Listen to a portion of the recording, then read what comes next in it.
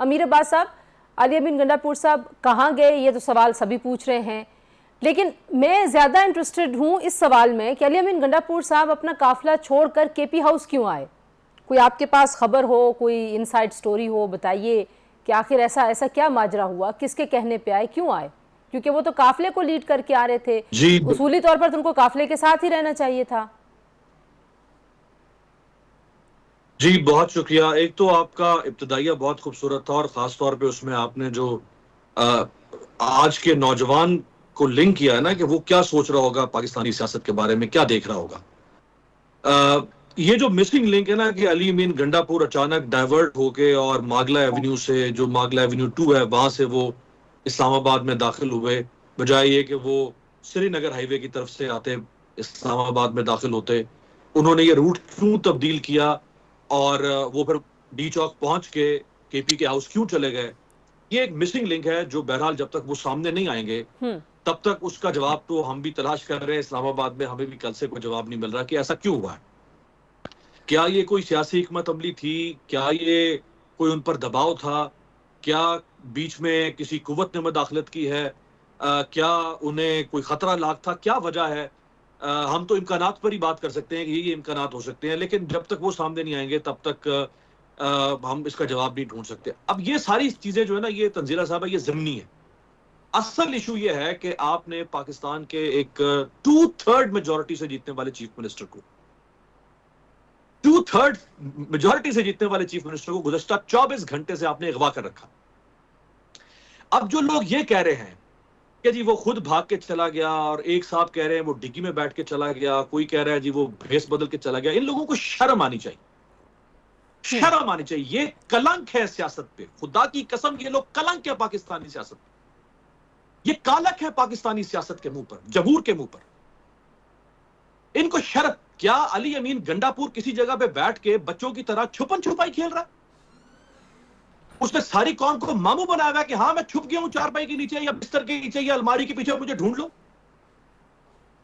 क्या वो नहीं इस वक्त बैठ के टीवी पे देख रहा होगा कि तंजीला मोहसिन भी सवाल कर रही है शो में, किरण नाज भी शो कर रही है, अमीर अब्बास भी पूछ रहा है, सारी दुनिया पूछ रही है, मुझे ढूंढ रही है कि मैं गायब हूं, और मैं यूं हाथ पीछे बांध के और मैं बैठा तमाशा देख रहा हूं कि मुझे ढूंढ रहे हैं और मैं गायब हुआ हूं।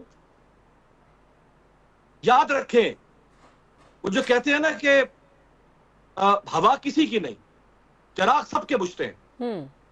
ये जो 9 मई सुनाया जाता है ना हर वक्त, 9 मई की गर्दान, आइंदा से जो मेरे सामने 9 मई रखेगा मैं उसको 5 अक्टूबर सुनाऊंगा। मेरे लिए पाकिस्तान का elected chief minister, elected prime minister, वो ज्यादा सुप्रीम है किसी भी और ताकत से।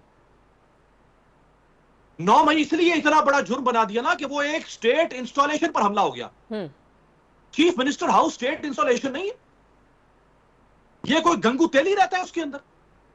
लेकिन वो पिछली बार भी जब गायब हुए थे, होश रहता है, इधर गंगू तेली रहता है। नहीं, जब पिछली बार भी गायब हुए थे, जाहिर बात है उस वक्त भी जो आप अभी जिस तरह के जज्बात का इजहार करें, उस वक्त भी पीटीआई के लोगों के यही जज्बात थे, लेकिन उसके बाद वो सामने आए और उन्होंने कहा मैं तो बस मीटिंग के लिए गया था। वो तो कौमी सलामती की मीटिंग थी। वो भी है ना जिसकी बात कर रहे हैं अमीर। अगर वो सच बोल दे आप और मैं, सच चलाएंगे वो, आप मैं और किरण चलाएंगे वो सच? सर वो तो हिम्मत करें कहीं ना कहीं सोशल मीडिया पे चली जाए। नहीं तो सोशल मीडिया की बात तो ना करें ना किरण, पर हिम्मत करें ना तंजीला, आप हिम्मत करें ना।